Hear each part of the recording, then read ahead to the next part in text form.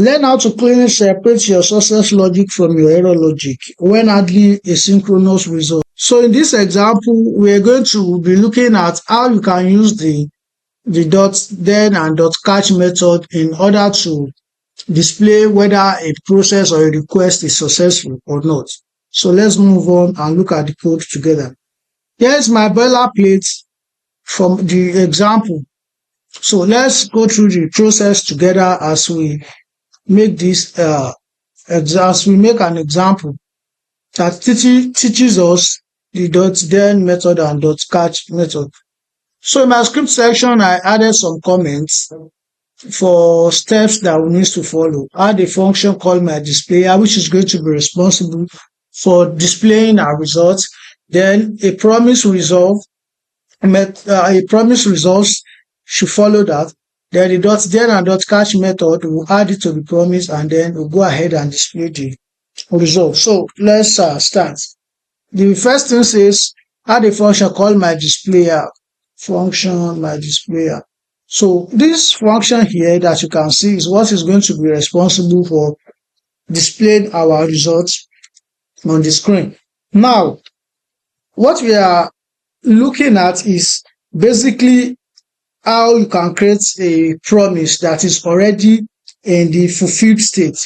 Don't forget that promises in JavaScript has three states. It has a pending state, it has a fulfilled state, and it also has a failed state.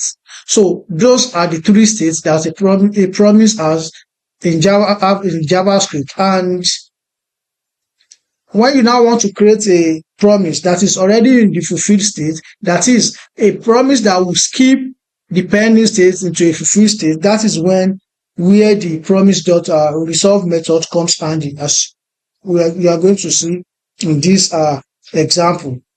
So let's move on. Create a promise resolve. And how do you create a promise? Well, let's make a variable and call it promise, and in it we'll pass our promise.resolve. So it's a method. Don't forget that anything you see with this opening and curly braces, opening and closing brackets in JavaScript denote that this is a method. When it is ordinary without this, then that's a property.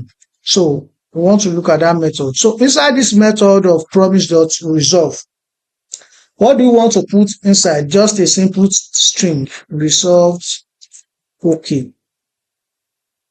So now with what we have done now, we have simply bypassed the pending state and create a promise that is already in the fulfilled state. Now let's move on. And what is the next thing that we want to do?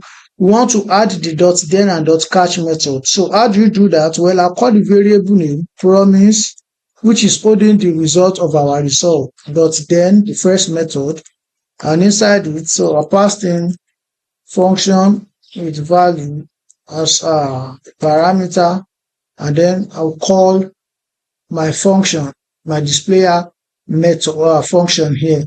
And also I'll go ahead and call it again for the error part in case there's an error. I'll call the same function again, as you can see. Now, in order to make this simpler, let me just take out this part. So I'm not putting our function. Oh, sorry, I'm putting function. I'm not taking out that part. The second part is what I want to take out. This is not needed. So now that I have this, as you can see, this is promise, and then for this, let me put it on the second line.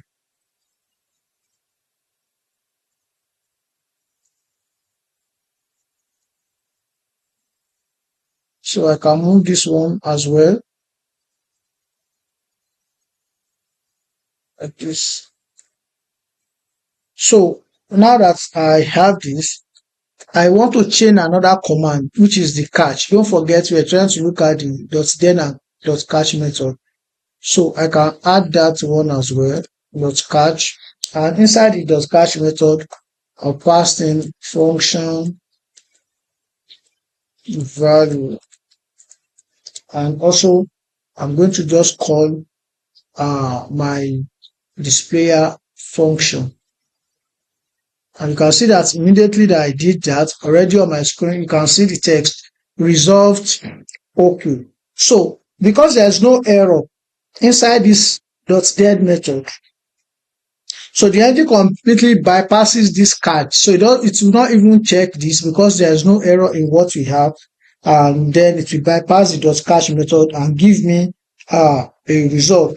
A promise resolve, like I said, method, which is what we have here, is just a shortcut to create a promise that skip the pending stage and go straight to fulfill. Now, attaching the .then and .catch method back to back, which, as you can see here, using the dot notation flows down the chain based on the outcome. So that means JavaScript will run it down the chain like this because we are chaining all these methods together.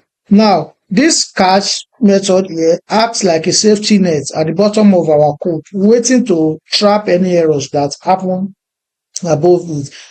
Now, a question you might want to ask is that, will both methods run at the same time? No.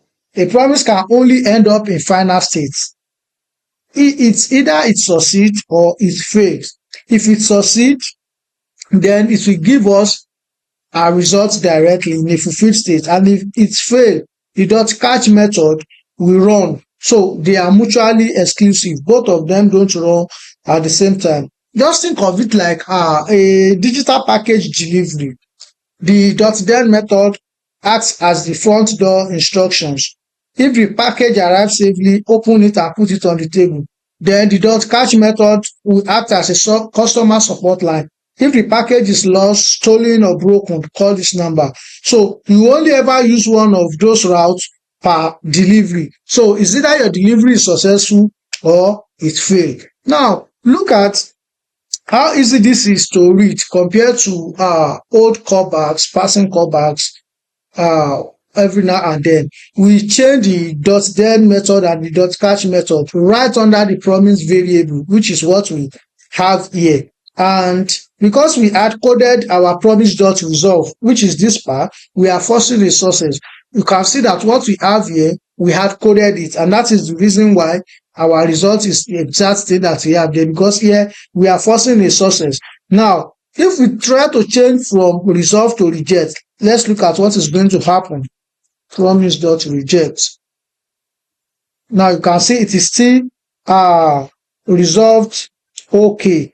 Now, this is not supposed to be showing, but let me just change the text as well to rejected, and let's see what happened. Now, you can see the text has changed. If I revert the text back, I revert this back to resolve, then we should have what we had initially. Good. So, if I change this to reject like I just did, then this is going to skip the then part and move into the catch. And the reason why you saw resolved okay for reject is because it is the same text.